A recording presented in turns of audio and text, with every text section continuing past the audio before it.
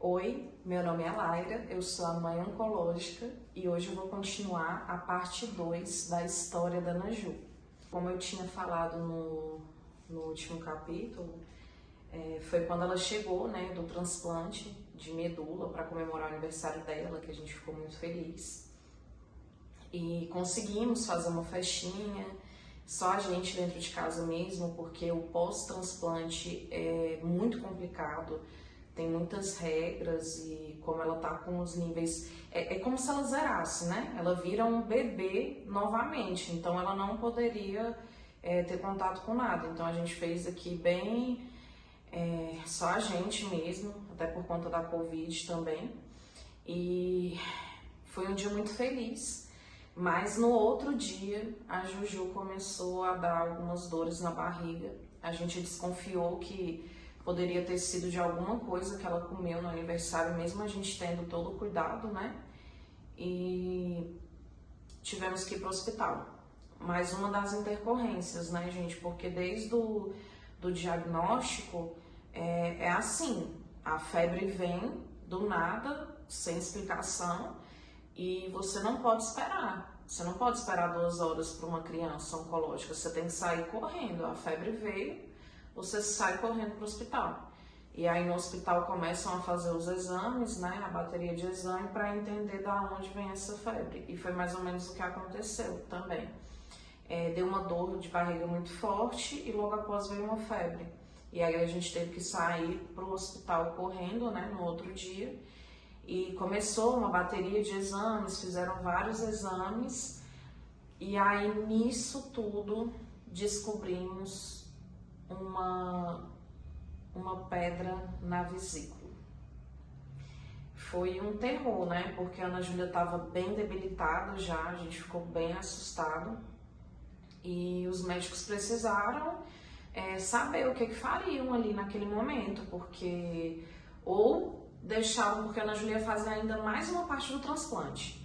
Então, ou eles deixavam ali e poderiam correr o risco da vesícula piorar, né, para o transplante, ou fazer. Na verdade, não foi vesícula, gente, estou lembrando agora, foi apêndice. Foi apendicite. Agora eu lembrei. E aí, ou deixava ou tinha chance de piorar ali no segundo transplante, né? Nessa primeira internação, eles acabaram medicando para ver se ela conseguia suportar. Só que a Ana Júlia veio para casa, ficou dias e aconteceu de novo. Então foi aí que a gente foi correndo para o hospital novamente e veio a cirurgia de apendicite da Juju. Foi um terror, né? Ficamos assim bastante receosos por tudo. Os níveis dela estavam bem baixos, mas fizeram transfusão. Chegou a um nível bom e o doutor fez a cirurgia. Graças a Deus foi uma cirurgia muito tranquila, foi bem rápida, deu tudo certo, a Juju saiu, se recuperou maravilhosamente bem, foi muito bom mesmo, assim. E aí nessa coisa toda foi um tempinho, já veio a segunda parte do transplante, né? Eu acho que esse tempo dela aqui em Brasília foi mais ou menos 1 mês. E aí veio o segundo transplante que ela teria que ir novamente, né, lá para São Paulo para fazer. Ela foi novamente com o pai dela, dessa vez com a avó paterna, e foi mais 1 mês, né, de transplante muito sofrido, né? Muito sofrido mesmo, assim, era uma época muito difícil, acho que eu considero uma das piores, porque é um medo muito grande. Quando ela chegou extremamente debilitada, extremamente com o emocional abalado, muito abalado, assim, eu lembro. Então foi todo um processo, né? Nessa segunda chegada, bateu certinho no dia do meu aniversário. Eu fiquei extremamente emocionada, muito emocionada, porque eu queria muito que ela tivesse. Ela chegou assim, eu fiquei radiante nesse dia, porque tudo que eu queria era poder comemorar esse dia com ela, com a Catarina e com o Léo, e eu consegui, né? A gente conseguiu comemorar junto aqui em casa. Só a gente, só um bolinho, mas foi maravilhoso.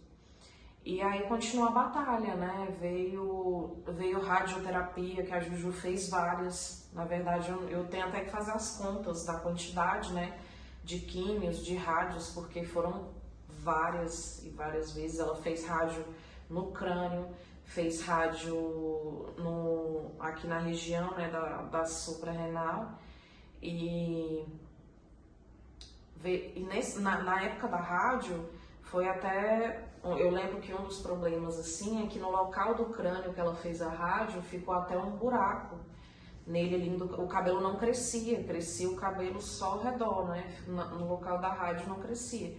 E o médico falou que tinha até uma possibilidade de não crescer mais, né? Que era realmente muito agressivo.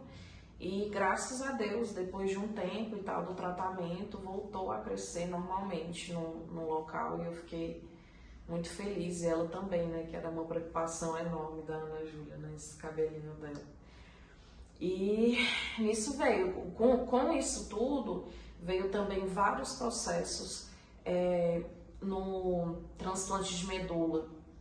Deram uma medicação que a Ana Júlia precisava para o transplante, né? É uma medicação muito importante, só que ela é muito cara, 175 mil. Lá no meio do transplante, ela fazendo, pá, o plano vai lá e nega a medicação. Negar a medicação, ela lá em São Paulo. Não sei como aconteceu, assim, foi um anjo, eu não sei assim, nem explicar, porque o hospital, ele disponibilizou a medicação, mesmo sem a autorização, né, sem a liminar, sem nada. Eles disponibilizaram a medicação e não teve problema, não teve intercorrências, né? Mas foi uma dor de cabeça enorme, o processo está correndo aí até hoje, né? Então é sempre assim, todo o percurso foram eu acho que foram 12 processos no total da Ana Júlia contra o plano de saúde, e o último da medicação mais cara foi contra o governo, né? Mas sempre foi uma luta, então veio a rádio, os processos, né, a Juju tentando se recuperar em casa, a gente naquela luta, ele dava febre, a gente corria para o hospital, as internações são várias mesmo, porque infelizmente sempre acontece alguma coisinha, às vezes tem uma bactéria na pique, às vezes ela passa mal com alguma coisa, e é sempre correr para o hospital pelos cuidados, né? Sem contar também as idas ao consultório, que é toda semana, era semanal para ela ver a pique dela, para fazer exame de sangue, né? Porque toda semana ela precisava ver ali como é que estava, se ela ia precisar de transfusão, se não iria, né? E aí depois do transplante foi uma das primeiras grandes batalhas, né? Porque já tinham vindo várias, mas veio essa que foi quando a doutora lá do transplante mesmo tinha comentado sobre o Qarziba, que era a primeira medicação milionária, né, que a Ana Júlia precisava. E quando acabou o transplante mesmo, me falou que vinha logo após essa medicação. E aí o doutor me passou, né, os relatórios, tudo certinho ali para eu entrar com o pedido. E, como sempre, o plano de saúde negou. Nisso que eles negaram, eu entrei na justiça, né, para conseguir o Qarziba. Foram mais ou menos aí... na verdade, eu fiz o pedido na justiça até antes de terminar o transplante, que o doutor tinha me passado as medicações. Foi um período bem demoradinho, assim. Eu lembro que a medicação foi chegar mesmo depois de mais de 3 meses, eu acho que 4 mais ou menos, que a Ana Júlia já tinha finalizado o transplante. E essa medicação, assim, uma coisa que eu sempre falo para todo mundo é o quê? É aquela frase, né, clichê, o câncer não espera. Então é exatamente isso. O câncer, ele não tem tempo para esperar a medicação chegar.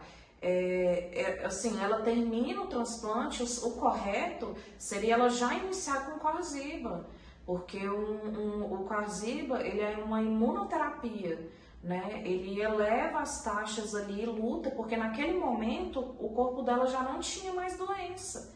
Ela chegou a ter remissão, ela entrou numa remissão. Se ela tivesse recebido o Quarziba logo em seguida, pode ser que o contexto seria outro no final. Mas demorou quase 5 meses para depois do transplante.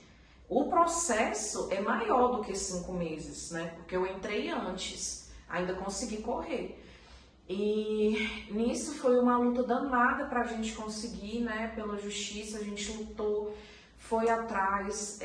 Uma coisa que estava dando muita dor de cabeça era a Anvisa para chegar, porque na época a gente precisava importar a medicação. Então, quando chegava na Anvisa lá de São Paulo, que é onde chegam essas medicações importadas, demorava. Na época a gente começou a ligar lá e eu lembro que a funcionária mesmo falou que só tinha ela trabalhando, a outra funcionária estava de licença e que ela estava com 300 casos exatamente iguais, com a mesma urgência da Ana Júlia para avaliar para entrar. Então foi um desespero muito grande, a gente foi tentando correr, ligar, tentando fazer contato, sempre, né, correndo atrás, tentar agilizar de alguma forma e conseguimos. Eu lembro até hoje que o dia da internação foi no dia 3 de janeiro de 2021, se eu não me engano, acho que 2021, 2022. E nessa internação, a gente foi assim, chegou no início do ano, a gente saiu correndo, no primeiro dia que a gente podia, a gente já foi para o hospital e foi uma felicidade muito grande, né? Porque a gente estava esperando, estava com uma expectativa muito grande e nisso começamos, né? O Quarziba. Foi um medo enorme, porque é uma medicação que em bula ela já fala que a criança ela sente muita dor, é uma dor neuropática, acho que chama assim, nos ossos também. E foi um terror, né? Eu fiquei com muito medo. No primeiro dia de internação, rezei muito, pedi muito a Deus. Toda a família, a gente sempre fez uma corrente às 10 horas, né? Pelo WhatsApp, a gente entra e reza até hoje, né? Fazemos as rezas, né? E sempre mentalizando muito ali para a Ana Júlia conseguir suportar. E por incrível que pareça, a Ana Júlia tolerou extremamente bem. Veio só no momento uma dorzinha muito pontual ali, que foi rápida, deram uma medicação e passou. Então ela não sentiu praticamente nada de dor. Foi muito tranquila. A infusão foi ocorrendo e foi, assim, eu lembro que foi tudo muito bem, porque ela não sentia tanto enjoo como as quimioterapias, né, que ela ficava assim realmente derrubada. Foi uma infusão mais tranquila. A primeira deu muito medo, mas depois tudo começou a correr bem. E nisso, no terceiro ciclo do Quarziba, eu tive a notícia que eu não esperava, né? Foi um momento muito ruim, porque parecia que eu estava revivendo tudo de novo. Nesse terceiro ciclo, eu já estava grávida da minha segunda filha, que é a Manuela, né? E eu recebi novamente, grávida, a informação que o câncer tinha retornado. E foi um baque. Eu lembro até hoje, foi um momento muito difícil, o doutor contou pra mim, né? E eu lembro que eu cheguei, assim, conversei, né? Fui conversar com a Ana Júlia. Sempre tentava me manter forte na frente dela, não deixar transparecer que eu tava com medo ou que eu tava receosa com nada. E contei pra ela, falei, olha, Juju, infelizmente o doutor falou que o câncer ainda tá lá, né? Que ele, na verdade, que ele voltou e a gente vai precisar parar o Quarziba para começar uma quimioterapia. E quando eu conversei isso com ela, foi assim, foi diferente, porque nesse dia eu não sabia qual seria a reação dela. E eu lembro que nesse dia ela olhou pra mim e falou assim, mamãe, um dia desses eu vi no TikTok a história de um jornalista que ele lutou 5 vezes contra o câncer e ele se curou. E pode ser, né? E aí eu eu confirmei aquele dia. Porque eu falei, nossa, realmente, né? Por que eu tô aqui tão preocupada? Se ela tá com essa fé toda. E eu sei que foi um momento, assim, tão cheio de sentimentos pra mim, que depois que isso tudo aconteceu, que eu escutei do médico, eu conversei com ela, eu fui no banheiro, eu lembro que eu dei uma jatada de vômito, assim, extrema mesmo. Tanto que ela falou, meu Deus, mamãe, o que aconteceu? Eu falei, não sei. Na verdade, eu acho que foi a crise de ansiedade, aquele momento todo ali do que tinha acontecido. E eu fiquei realmente bastante fragilizada, né? Foi um momento de muitas incertezas, de medo, né? De perguntar por quê, meu Deus, né? Agora que a Juju estava começando a respirar, porque naquela época ela estava bem, ela estava mais ativa, brincando, se divertindo, né? E acabou voltando. Nisso começaram uma quimioterapia de urgência na Juju, com o Qarziba também, e uniram mais 2 medicações para ano. Como sempre, o plano de saúde negou uma das medicações, como sempre, né, aconteceu. E nisso, acho que foi até essa medicação que eu precisei recorrer à minha família, pedir emprestado mesmo, a minha família toda se uniu, todo mundo deu o que podia por mês e a gente passou no cartão, né, dividiu, para a Ana Júlia poder começar essa quimioterapia de urgência, né, porque ela não tinha tempo para esperar, né, até o processo andar, até darem alguma coisa, a gente não podia esperar. E nisso, né, começou essa nova quimioterapia. Então foi um baque de novo, né? A Juju, eu lembro que nessa época ela ficou bem chateada, assim, né? Porque o cabelinho dela já estava começando a crescer. Nisso, já quando começou as quimioterapias, passou um pouquinho, o cabelinho dela já começou a cair todo, ela já foi ficando bem carequinha, né? A quimio é bem forte, ela se sentia muito nauseada, muito enjoada, sem contar a necessidade dos transplantes, né, que foi, as transfusões, na verdade, que foi aumentando, né, porque sempre ela ficava muito debilitada. Então a gente foi tentando encaixar nesses momentos, né, algumas coisas a se fazer, a gente conseguiu. Na época que ela estava bem ali ainda, que ela estava recebendo o Qarziba, a gente conseguiu ir no Corumbá, ela ficou muito feliz, conseguiu se divertir, né? A gente conseguia encaixar algumas coisinhas que a gente conseguia fazer com ela para ela ficar feliz. Eu levava, assim, a minha mãe levava ela muito para passear, a família, né, do pai dela também, tentavam tá bem presente, então a gente sempre... todo mundo tentava fazer formas e armar coisas, né, para Ana Júlia poder tirar um pouco a cabeça de tudo aquilo ali que ela estava vivendo, né. E foi uma luta muito grande aí, ela fez essas quimioterapias durante bastante tempo, né. Além o primeiro processo do Qarziba, quando a gente ganhou, eles mandaram 6 ciclos. Quando finalizou e a gente precisava de mais, foi uma luta de novo, gente. Porque assim, o processo, vamos supor, o doutor fala assim, precisa de 12 ciclos. O governo ou o plano de saúde, pelo processo, não paga. Eles pagam a metade, eles podem pagar só a metade.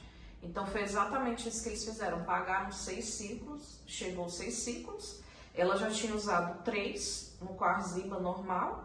Aí começou a quimioterapia com o Qarziba também, então e nisso aí foram bastante ciclos. Então já foi uma luta de novo, né? Uma dor de cabeça enorme para conseguir chegar, né, o restante desses ciclos. Foi exatamente aí que foi o momento que eu comecei ali a aparecer, né? Aí mais para a internet, que eu vi que eu não estava conseguindo resolver.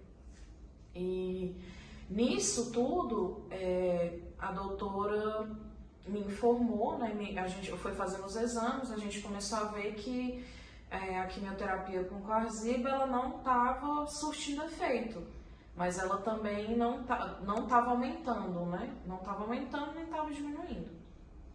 E isso tudo, a doutora me falou do Danielza, da medicação mesmo, né? Que eu fui para a internet voltar. E eu entrei com o processo, né? Nessa época foi bem complicado, porque a probabilidade era mínima. Danielza não tinha registro na Anvisa, nem as outras duas medicações, que é o Leuquina e Vorinostat, também não tinha autorização ali para o neuroblastoma. Então, eu já entrei assim, eu falei, meu Deus, o que eu vou fazer agora, né? E nisso conversei bastante com os médicos e a gente acabou decidindo, nesse período, né, do outro processo, a gente tentar uma outra medicação, que tinha saído um estudo com 2 crianças, né, que elas tinham chegado à remissão completa só com essa medicação. E uma medicação de custo mais barato, Opdivo, se eu não me engano o nome. E fizemos o pedido, né? O plano foi lá e negou novamente, como sempre. Entramos com o processo, né? Conseguimos, graças a Deus, gente. Na época, assim, foi um choque, porque a gente conseguiu fazer que a medicação chegasse. Por um milagre de Deus, a gente, com a liminar ali, eu não sei o que aconteceu, que eles pagaram rápido. Pela primeira vez na vida, eles pagaram rápido. Talvez era porque, né, poderia diminuir o gasto, né, lá na frente.